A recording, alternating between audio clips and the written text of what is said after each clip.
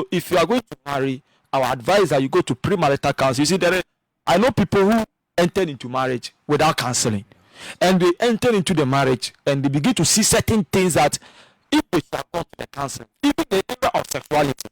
Okay, so that will be our next topic. So. Okay. Yes. So even in the area of sexuality, you see that counseling will open your mind. So let me chip in. So in the area of sex in marriage, yeah, what role does sex play in marriage? Because a lot of people, I listen to a lot of programs, and most of the people that come, they are like, my husband is not good in bed, my wife is not good in bed, blah blah blah. So let's also dive into the area of sex, or the role of sex in a marriage. Okay. The role of sex in marriage is very important. Okay. Like, you see, sex, apart from worshiping God, the next worship is sex. I am talking about. Apart from worshiping God, because when it is only sex in marriage that brings, you see, when you have sex, out of it something comes out, a baby comes out. And not only that, sex also brings unity. Okay. It brings satisfaction.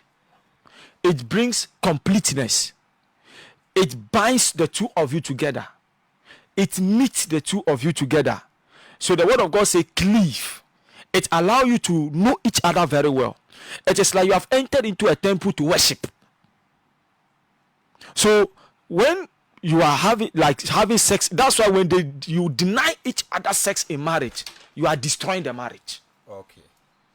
So sex is very, very important in such a way that it makes sure that even Satan cannot get advantage over the two of you. When you people are not at, even I will say that when there's serious challenge and you don't know what to do. A serious misunderstanding. Serious misunderstanding. Okay. And you don't know, it has a way of refreshing the two of you. Even at times when you have in this, you are speaking from experience. Yes.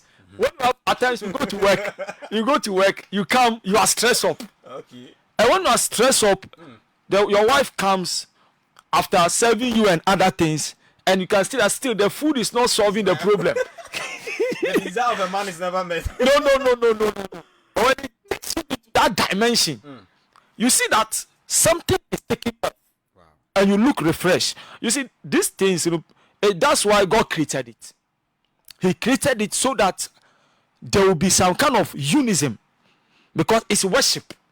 That's why Satan wants to abuse it. People are now abusing it. It's something that brings a presence in your life.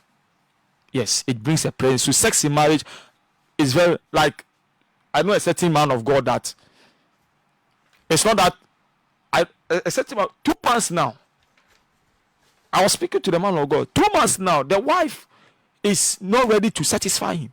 Wow. Yeah. 2 months now, more than 2 months. And it's not easy for him. You see, and when you look at him, you can see that he's going through a lot. So these things, it's not in relationship, but in marriage. So when you are not, when it's been taken, away from you in marriage, it's like they are killing you. Okay, so what about sex before marriage? What's your view about sex before marriage? People have their own views. So what about you? Like, what do you think about sex before marriage? Sex before marriage, I would say that on biblical perspective, it's wrong. It's never right. Because when you have sex before marriage, you are putting the cat before the donkey.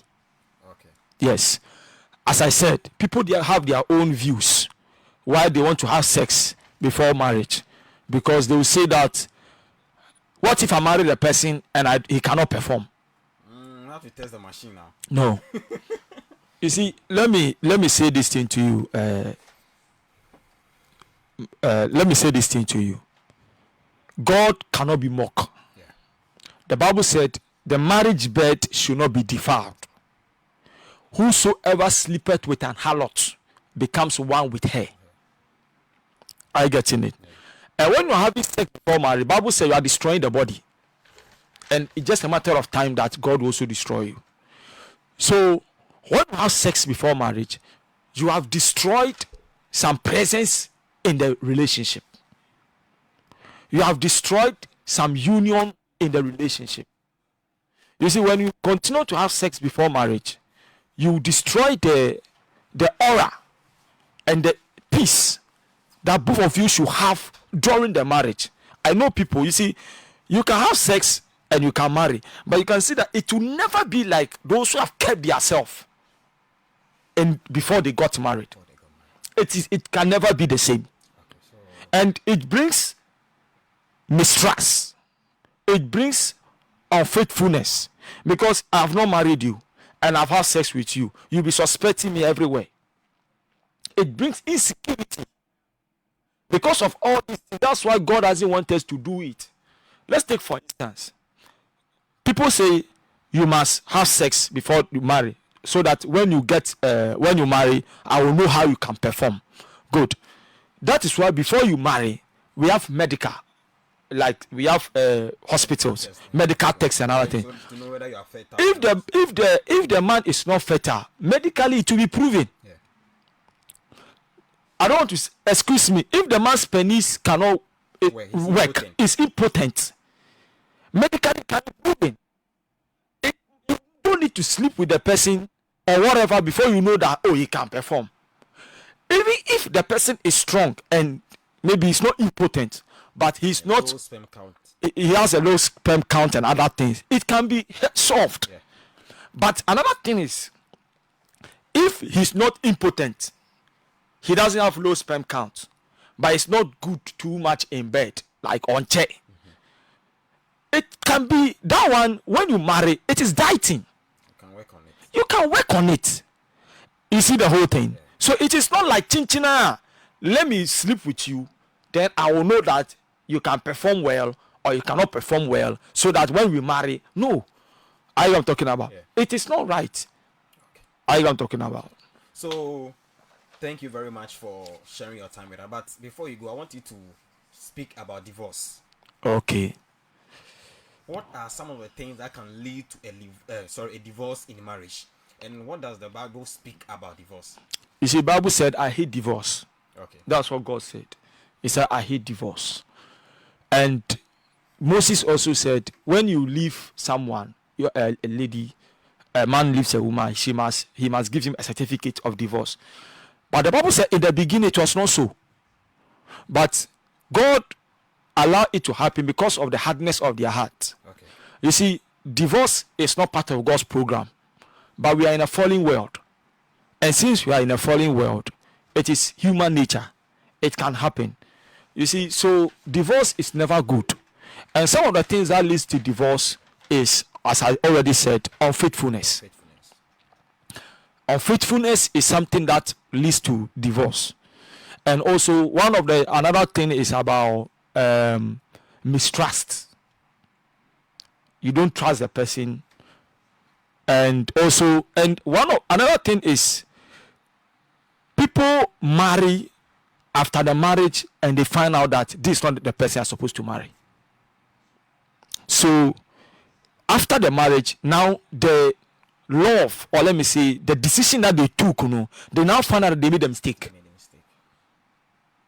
So apart from the unfaithfulness, apart from mistrust and other things, people also take hurried decisions.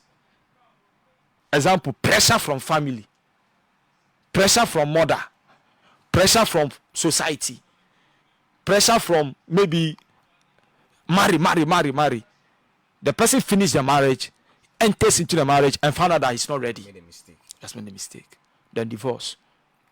So some of these are some of the things. That's why if you want to marry, you sit down, you think through, you pray through, then you make a quality decision. At times you go for counseling.